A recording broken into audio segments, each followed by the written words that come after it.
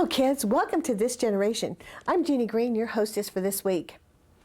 Well, in school, we normally learn reading, writing, and arithmetic. Well, how about scraping and cutting and picking and mixing? We'll tell you all about school in Russian Mission, Alaska, right after this. This generation will be right back.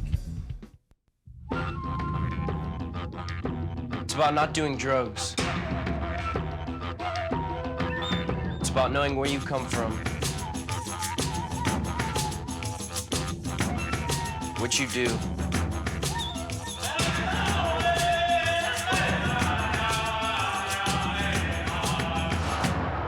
and who you are. It's about not doing drugs. Turn it up!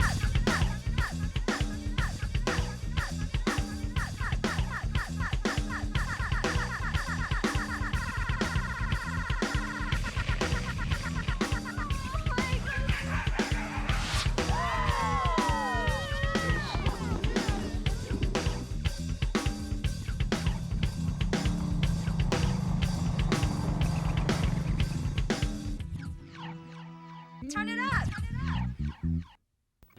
I'm an Alaska Native and I live a healthy lifestyle.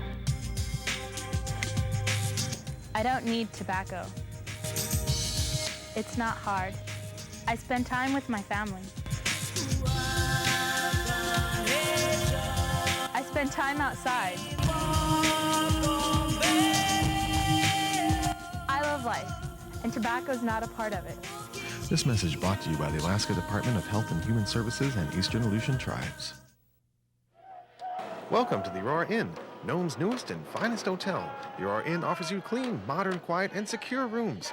There are a variety of room types to choose from. Whether you're traveling alone, on business, or taking a trip with your family, you will always find a room to suit your needs.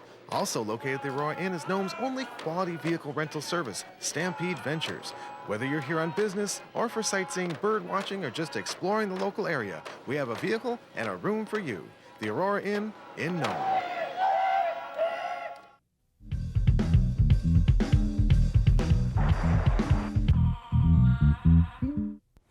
Hey kids, tired of the old routine when you go to school? Predictable courses, learning about other cultures? Well, let's travel to Russian Mission, Alaska, where part of the curriculum is learning about their own traditional ways. They are people of pride.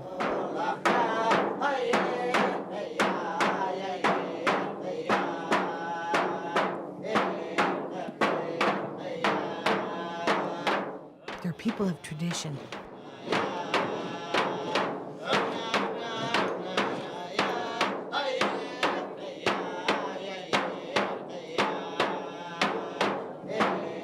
They are people of Yupik descent. They're people who have carved a life for themselves on the banks of the mighty Yukon River, long before any explorer claimed their discovery. They are survivors in a world that has changed before their eyes. They are the people of Russian Mission.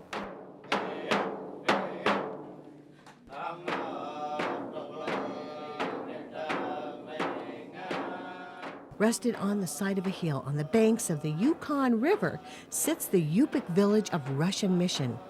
Originally known as Iqaluit, Russian Mission is a mostly native community that is heavily rooted in a subsistence lifestyle. From the Yukon River, they take their fish, and from the land, their caribou, and other wild game that make up their diet. Other supplies and goods are brought in by plane year-round and by barge during the summer months. During the winter months, the frozen river serves as a highway between villages. Although Russian Mission may look like just another village on the Yukon River, there is something amazing taking place in this Yupik Eskimo community, something that other villages are taking notice of. It all began a few years ago when Russian Mission was faced with a dilemma that was gradually worsening. Somewhat out of necessity, a few years ago, we met with the traditional council, city council, advisory school board, to look at the problem that Russian Mission had two big problems that stood out. One, worst attendance in the district, okay? had a lot of kids who dropped out of school, and their test scores had fallen to about the lowest in the district. So things were not good. And when we looked at when kids dropped out, they were dropping out at 12 and 13 years old. Okay, some even younger. But they're dropping out basically junior high, they were saying enough and quitting. What emerged from the meeting was a unique approach to education. So we decided, design a program that was more activity-oriented to interest that age level, try to get those kids back in school. The secret to this program was no secret at all. It is instead a timeless Yupik tradition that has been practiced for thousands of years. Traditionally, kids about that age would have gone aside to begin to learn their adult roles. So the boys would have gone to the men's house, okay, to be trained to be hunters, okay. And the women would have been assigned to the women to learn their task in life, okay. So there would have been a division, but it would have been, to prepare for adulthood. And by schools coming in here, mostly just in the 1950s, we replaced that system, but we didn't replace it. We said instead of subsistence skills, come to learn to read and write, okay? And the problem with that is we've never given a real purpose for that in the village in terms of, does reading and writing provide you more food? It's provided a few jobs. Has it provided enough jobs for our graduates? No, it has not. Do people who stay in the village then still need to subsist? And do they still need those skills? Yes. Have we helped with those? No. We've interfered with them. So it was a conscious decision to say, no, we need to be part of the education for people to live well here. And living well here means, one, a few safety rules to keep yourself alive on the river and to keep yourself alive during the winter. That's fundamental. Okay, let's take care of those first. Then you need some wisdom, some knowledge on how to feed yourself with all these resources that are around you. We've got the best diet in the world, on our doorstep. We need to know how to use that.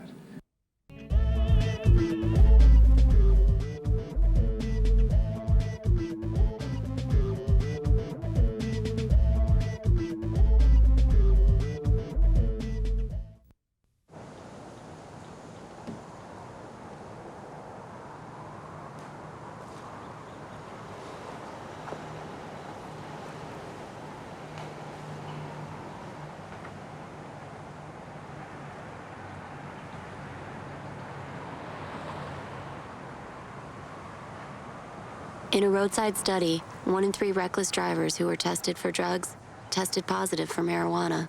It's more harmful than we all thought. Each week, Heartbeat Alaska brings you great stories from all over the state. And we couldn't do it without the generous support of Frontier Flying Service. Frontier gets our camera crews where they need to go. So whenever you see a Frontier plane, give them a wave. Say hi from Northside. You might just be on Heartbeat Alaska. Frontier Flying Service, covering Alaska for over 50 years. If you visit Barrow in the summertime, it can be hard to sleep with that 24-hour sunshine. So, the King Eider, Barrow's newest hotel, does everything to make your stay quiet, relaxing, and worry-free. Don't worry about a cab. The King Eider is a short walk from the airport. Need to get around town? No problem. The King Eider rents cars. Want a room with a kitchenette? The King Eider's got them. Smoke-free, alcohol-free. It's the hotel so clean, they ask you to take your shoes off when you come in the door. The King Eider Inn, Barrow, Alaska. Hi, I'm Jessica Simpson. When your parents look at you, what do you think they see? Probably the little kid you were years ago. But you're not a little kid anymore, and the world is now a very different place. You see things every day that would shock your parents, things that would scare them. So you keep it to yourself. So who can you talk to? The Girls and Boys Town National Hotline. 24/7, they're ready to offer help when you need it the most. The Girls and Boys Town National Hotline. Any problem, anytime.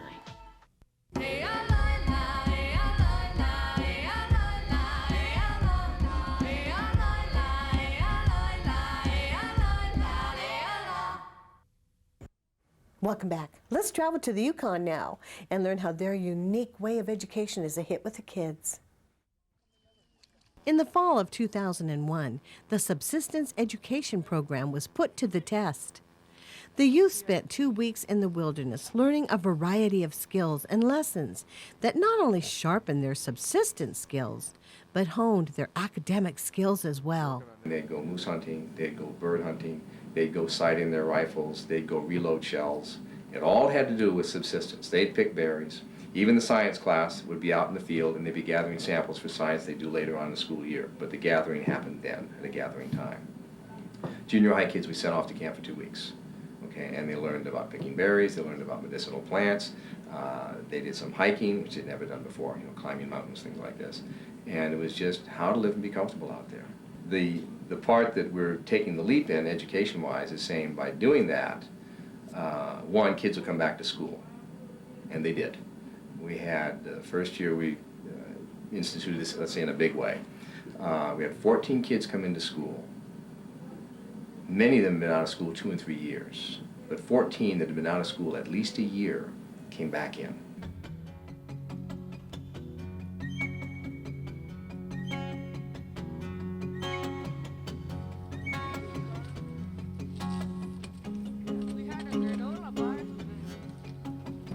At the mouth of Tucker Slough, about 35 miles north of Russian Mission, the group began their journey.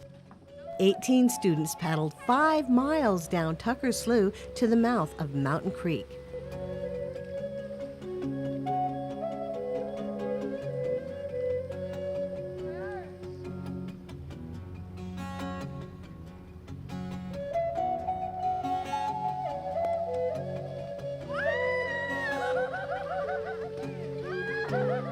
This was the site of the fish camp, one of 3 different camps within the program. 6 students stayed here to learn about setting a net, getting a fish out of the net, and how to cut and clean fish. Mary Peters and Okolina Polti showed the students how to cut fish. Students also went berry picking while at this camp. They used the berries and the fish to make a gudok. The second group of students paddled on downstream, another 4 miles to the hunting camp. Here, Richard Dennis instructed the students in gun safety and how to handle a rifle. Now remember what we said, sight alignment, breath control, and squeeze.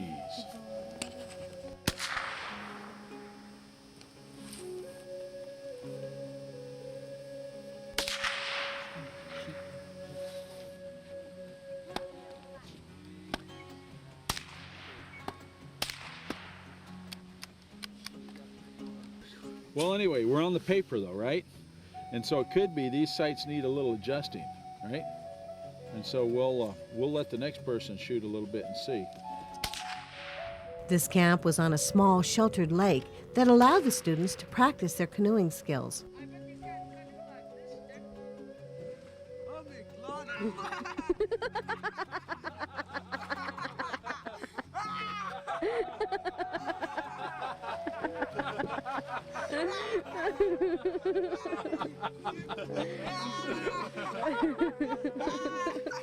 Dexter, go get that paddle.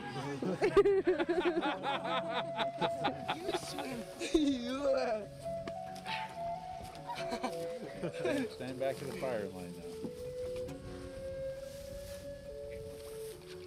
The third group paddled 8 miles up Mountain Creek to Beaver Camp. At this site last year, the 7th and 8th grade students built a small cabin to be used during the trapping season. While at this camp, students explored small streams that are the habitat for several beaver families. Okay, so what type of tree did he take down? Cotton. Cottonwood, okay, good. To build with or to eat? To eat. To eat. It looks like he's eating this from the branches at the end. Look at it. Yeah. Dad needed to fall. Even back there, look. Right there. Max and Pauline Nikolai supervise the students. While at camp, Max brought in a moose and several birds. The students learned how to butcher a moose and how to pluck and cook geese.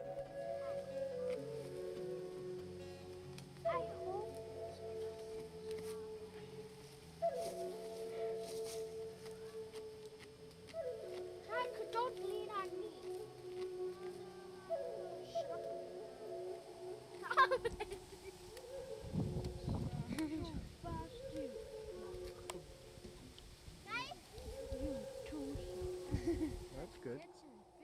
Each week, the students traveled to a different camp where they would spend 3 or 4 days.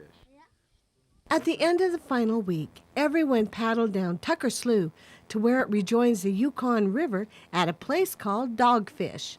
Some students covered a distance of 26 miles in one day.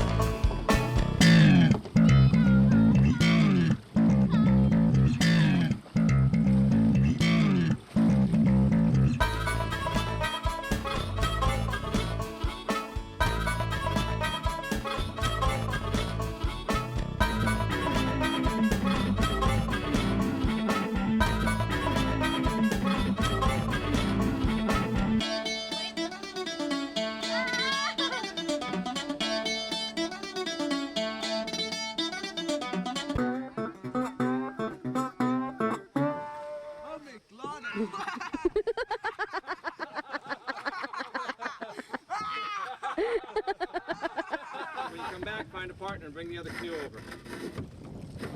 At Dogfish, they lashed the canoes together to form a raft for traveling down the Yukon 20 miles back to Russian Mission. This is the big thing, is whenever you have something like writing, kids will say, oh, I don't know what to write about.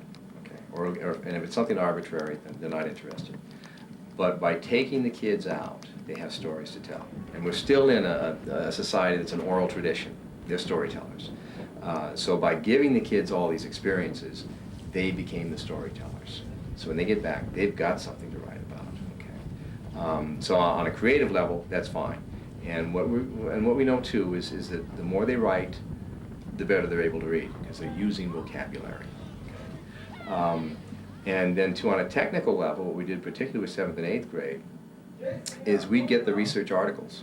You know, if we're catching pike, then we get the Fish and Wildlife information on pike. And we find out where pike are, how big they get, how do you tell how old they are, all this information. When do they spawn, where do they go in the winter? Everything we could find, we get it in, and the 7th and 8th graders sit down there and they read it. And this becomes, they read it, they turn around, they do comprehension questions off of that, just like it's a reading class. And they do written summaries, just like a reading class. So this is their reading practice, but it's about content they know. And they know about pike, you know. With 7th and 8th grade boys, they know everything there is to know about pike. Okay, and we find out they find a little bit more. So they read about pike. If we're going to go out and we're going to trap some beaver, and they go out and set some snares, and they come back and they read about beaver. Okay, and they learn the difference between a den and a lodge. They learn the usual size of beavers. They may be 40, 60 pounds. A big old guy may be 100 pounds. They learn all this information. So that adds to the knowledge they've already gathered. Hi, Kuiana for flying Bering Air. Bering Air flies throughout Northwest Alaska and has hubs in Nome and Kotzebue. Bering Air flies both helicopters and fixed-wing aircraft, such as our Cessna Caravans, Piper Navajos, Beach King Airs, and our large cargo aircraft, the Casa. Bering Air offers daily scheduled flights and charters throughout Alaska and the Soviet Far East. Bering Air also provides emergency medical flights for Northwest Alaska. For safe and reliable service, fly with Bering Air. Mind, body, and spirit. I'm a naturopathic physician. Tobacco is a symptom of often mind, body, spirit reaction to trying to get back into balance. Nicotine's definitely something that's been put on the list as potent and as addictive as heroin. If you look deeper at finding your peace of mind, incredible experience actually. We are how we live, mind, body, and spirit.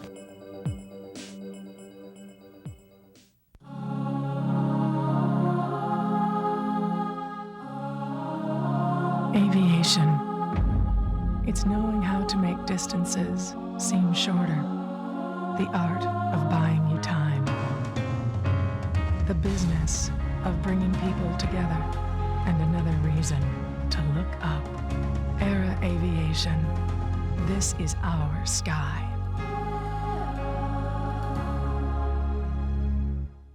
For generations, the Chupik Eskimos of Nunivak Island have maintained the finest herd of reindeer anywhere in the world. The flavor and nutrition of these magnificent free-range deer is unmatched and is now available in commercial USDA-inspected lots. This is the only official outlet for authentic Nunivak reindeer meat. For more information or to place an order, contact Nunavut Reindeer and Seafood Products, Box 42, Macoriac, Alaska 99630, or call 907-827-8015. Supplies are limited. Do you know what's really the bomb? Not only are the kids in Russian Mission learning this fabulous way of education, but they're sharing it with the world. The Subsistence Education Program also allows the students to share their experiences and knowledge with other people around the world by creating their own websites. We get a lot of basic skills out of this project because the kids are willing to read and develop vocabulary. But on the high end, these kids grew up comfortable with computers. This is the generation that's had computers since they were in kindergarten, so they're comfortable with it.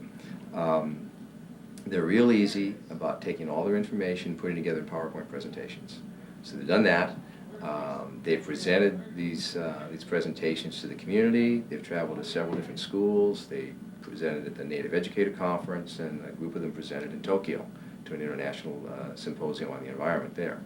So they're real adept with technology. They've also developed their own websites through the language arts teacher. Part of the project is present all these things, put their pictures together, put their captions in, write their stories, and then they dump it on the website. So they've got an extensive website, you know, with all their different adventures.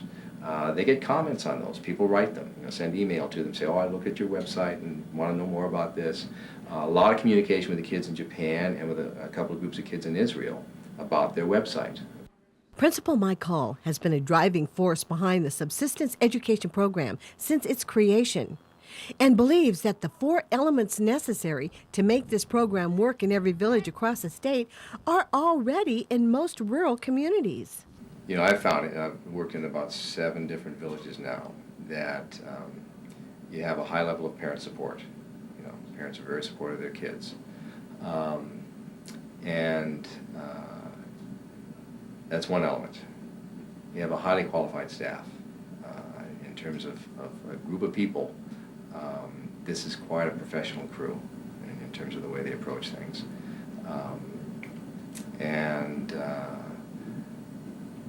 Third big element is we've got an environment here that is an invitation, you know, to use it. I mean, it's a tremendous resource. The other element and I've been doing this for 25 years, but I'm always surprised, is the attitude of the kids. In that we know they're a receptive bunch, they really are, and they're bright, in their own world, deal very competently. It doesn't always translate into the school setting. But as we did this, they'd get excited about it, and they'd take that excitement to the activities we did outdoors. We found that it was not a big step to translate that excitement into the classroom. So they go almost at the same pace. You know, in the outdoors, they can understand the reason for a schedule. We've got to get this, this, and this done before this happens. So you bring them back in the classroom and say, we got to get this, this, and this done by this time. They relate to that a little bit better. This new attitude towards education has given the youth of Russian Mission a sense of accomplishment and pride. This pride has translated into a kind of confidence it takes to speak in front of hundreds of people in Tokyo, Japan. The kids are shy. Public speaking is not something that most 7th and 8th graders anywhere are comfortable with, and certainly not village kids. When we came up with this idea of, okay, we've got these trips planned, but if you're going to go on a trip, you have to present these things. And all kind of, you know, shook their head at that. He says, we can teach you. Okay, I want to do it, you know. And it was just that, of we can teach you, we'll give you time to practice, and they all wanted to try. And so it was a slow process of you write it, we check it, you give it to each other in class. We'd start off with the 2nd grade, they're nice listeners, and we worked through the school, and they just gradually built up this competence in presenting themselves. When they got to Japan, they weren't nervous. I mean, they should have been, but they weren't, you know. But they were in control. They got up there, and here's this big audience, you know, wearing his headset, so there's instant translation going on, and you know, wall-sized screens, all high-tech, and they see themselves in these screens around the room, and they're in control. And they said it was cool because everybody was listening to me. So it's just that magic. By the time they got there, they could do this. So, and I look at that and I say, okay, you take a typical 7th or 8th grade kid, you know, in the village and say, present in Japan. Blows them away, not a chance. But these kids were willing to walk with us, and again, they took us on a level of trust that probably was established in the field, not in the classroom, but in the field. This guy led me over the mountaintop, and we came home safely, or he led me down the river, we'll probably do this okay. So yeah, they followed the same way. Although the Subsistence Education Program is in its earliest stages of development, its success in Russian mission is apparent. It has tied together the educations of two cultures in an environment of technology and tradition.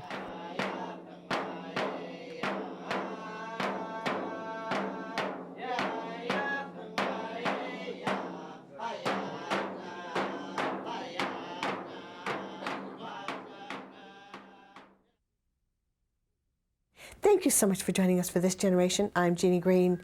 Look for us next week, won't you? Right here. God bless you. We'll see you then.